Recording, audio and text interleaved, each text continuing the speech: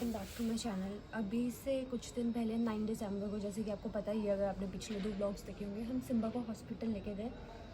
सबसे पहले तो डॉक्टर्स ने बोला कि पॉइजनिंग हो सकती है और हमने इसको डिटॉक्स कर दिया जितना हो सकता है। वो उन्होंने ना उसको स्लाइन चढ़ाई थी और साथ साथ में वो सुसु कर रहा था, तो उन्होंने बोला कि इसको डिटॉक्स करने का यही तरीका है।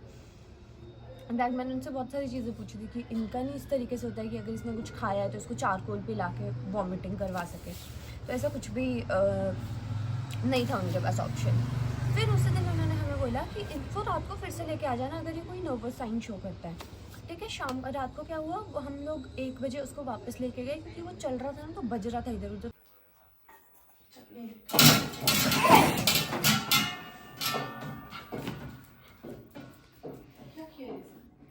दीदी उसके ना बॉडी पे बैलेंस नहीं कर पा रहा है वो अपनी शक्ल देख रहा है वहाँ जाके। अपनी शक्ल देख रहा है वहाँ जाके। अरे बज रहा है, ये देखो दरवाजे पे भी बज रहा है।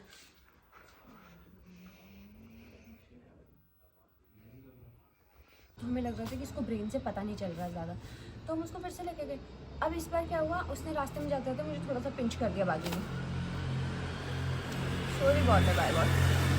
उसने मुझे रास्ते में जाते हुए पिंच कर दिया थोड़ा सा बाजू में। इस बार डॉक्टर्स ने क्या बोला कि रेबीज़ के भी चांसेस हो सकते हैं। लाइक चलो ठीक है। फिर क्या हुआ, अगले दिन जब हम सुबह उसको फिर से लेके गए हैं तो डॉक्टर्स ने बोल दिया कि रेबीज़ भी नहीं है। हमें लगा फिर से चलो ठीक है। फिर उसके बाद अगले दिन शाम को हम 7 बजे उसको फिर से हॉस्पिटल लेके गए। वो आप आगे देखो। 7:15 हो रहे हैं इस टाइम पे और वापस लेके जा रहे हैं इसको हॉस्पिटल।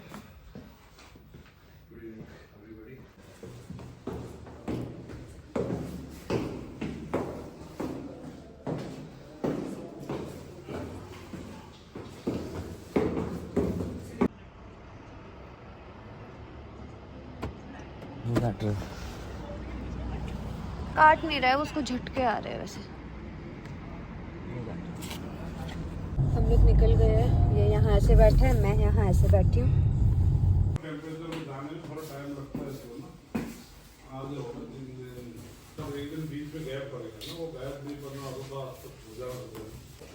अभी तो पूरा भागने की कोशिश कर रहे हैं।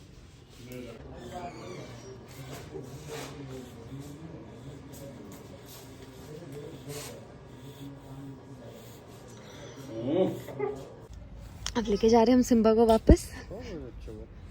रखता हूँ।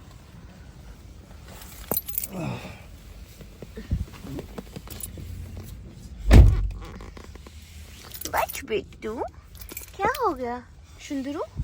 देख देख देख, मुझे नहीं गुस्सा करना बेटा। अच्छा अच्छा, कवर कर रही हो ना, आपको ठंडू लग जाएगी ना, ठंडू लग जाएगी ना। ओके, सो आई थॉट आपको एक अपडेट दे देती हूँ कि सिम्बा जिस कंडीशन में पिछले कल था उससे ये सुबह बेटर था, और जिस कंडीशन में ये सुबह था उससे ये अभी बेटर है। तो इट मीन्स सिम्बा धीरे धीरे रिकवर कर रहा है एंड आई जस्ट होप कि ये ठीक हो जाए, ये बच जाए। क्योंकि अभी भी डॉक्टर्स ना क्लियरली हमें ये नहीं बोल रहे कि बच जाएगा, तो हम वही कर सकते हैं, उम्मीद ही रख सकते हैं कि बच जाए। साथ रेस्क्यूअर आदि भैया है। भैया बेचारे सुबह ऑफिस जा रहे हैं, शाम को आ रहे हैं, फिर शाम को हॉस्पिटल जा रहे हैं। भैया को अपने इंटरव्यू के लिए भी पढ़ना है। भैया पिंक पेट्रोल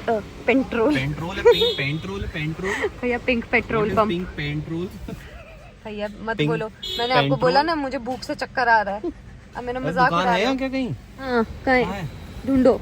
हाँ जी बेटू, हाँ आइस खोल लेता है चुनू बाबा। इसके लिए ना अभी ब्लैंकेट्स लेने के लिए वापस यहीं पे आए जहाँ हम कल आए थे ना। हमने सोचा 2-3 ब्लैंकेट्स ले लेते हैं क्योंकि ये ना सुसु कर देता है तो फिर गीले हो जाते हैं, इसको गीले में रहना सही नहीं है। कुछ खाने के लिए आ गए क्योंकि मैंने भैया बोला मुझे आ रहा है चक्कर। शिट भैया शिट, बहुत गंदा, इसका फ्लेवर इतना गंदा है ना। भैया ने मुझे ऐसा जहर पिलाया। भैया आप भी पियो, जल्दी पकड़ो भैया जल्दी पकड़ो, मुझे उल्टी आ रही है इसको देख के भी। मैंने मस्त मोमोज खाए थे ना, इतना मस्त इससे मेरा टेस्ट हुआ था ना, इतना अच्छा है, रिफ्रेशिंग, इतना मस्त टेस्ट हुआ था ना मेरे मुंह का इससे। भैया आपको रिफ्रेशिंग लग रहा है? अच्छा एक काम करना, जिसको भी टेस्ट करना है ना ये पी के देख लेना, ये इतना गंदा है ना यार। सॉरी यार, मैं से क्यों किसी को वो कर रही हूँ बदनाम, बट मुझे अच्छा नहीं लगा, भैया को अच्छा लगा, तो डबल रिव्यूज है ठीक है। गाइस हम वापस आ गए, हमने डिनर कर लिया, सिम्बा भी रिलैक्स्ड है, स्लीपिंग, और आई एम सो टायर्ड, तो मैं भी सो रही हूँ। Good night, take care, do like and subscribe to YouTube channel, bye. इस विज़िट के बाद डॉक्टर्स ने हमें क्या बोला, इसको रेबीज़ भी नहीं है, इसको पॉइजनिंग भी नहीं है, इसको मे बी डिस्टेम्पर हो सकता है, तो आप इसको, अगर ये इसी तरीके से रहता है सुबह तक, आप इसको सुबह फिर से लेके आ जाओ। तो हमें लगा कि यार आप क्या बात कर रहे हो, कभी आप कुछ बोल रहे हो, कभी कुछ बोल रहे हो, कभी कुछ बोल रहे हो। हम घर आए, हमने डिस्टेम्पर के बारे में पढ़ा सब कुछ। हमने उनको ये भी बोला था कि हमारे आसपास और भी बहुत सारे, हमने कहा टेसी वगैरह नीचे बहुत सारे डॉग्स है, जूनियर था, तो हमने उनसे पूछा कि ये मतलब ऐसे तो नहीं है कि फैलेगा दूसरे डॉग्स। कहते नहीं, ऐसा नहीं होगा, आपका डॉग बुड्ढा है तो यार दूसरे डॉग्स का भी तो सोचो ना, और भी तो डॉग्स हैं यहाँ पे, स्ट्रे डॉग्स।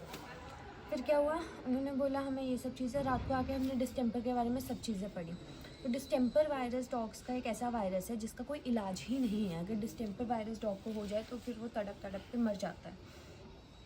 अगले दिन हम मॉर्निंग में फिर से सिम्बा को लेके गए, उसकी हेल्थ उस रात में बहुत डेटेरियोरेट कर गई, बहुत ज़्यादा। आई मीन वो सुबह ना बिल्कुल उसकी बॉडी अकड़ गई थी। हमने उसको इसी जगह पे यहाँ पे धूप में रखा 1 घंटे तक। 1 घंटे में उसकी बॉडी थोड़ी सी, हमें लगा कि हल्की सी जान आई बॉडी में, बट वैसी की वैसी थी। फिर हम उसको हॉस्पिटल लेके गए और उस टाइम पे डॉक्टर्स ने मना कर दिया कि नहीं, ये सर्वाइव नहीं करेगा। उन्होंने बोला कि ये 1-2 दिन इसी तरीके से तड़पता रहेगा और नहीं हो पाएगा, कुछ भी नहीं बचेगा, 100% चांसेस है कि नहीं बचेगा, इसको डिस्टेम्पर वायरस हो गया है।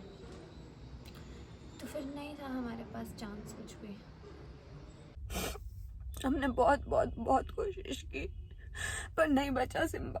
डॉक्टर्स ने बोला कि वो जितने टाइम रहेगा वो ऐसे तड़पता रहेगा। तब 1 दिन 2 दिन उसने तड़पते रहना था और उसके बाद उसने चले जाना था।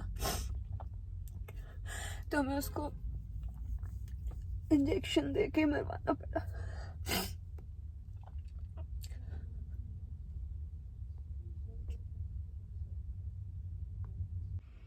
ये रहा सिम्बा, ये हमारा ना बहुत फाइटर बच्चा है, बहुत फाइटर बच्चा। इसने बहुत ज़्यादा कोशिश की उठने की, एंड मोमेंट तक उठने की कोशिश कर रहा था बेचारा।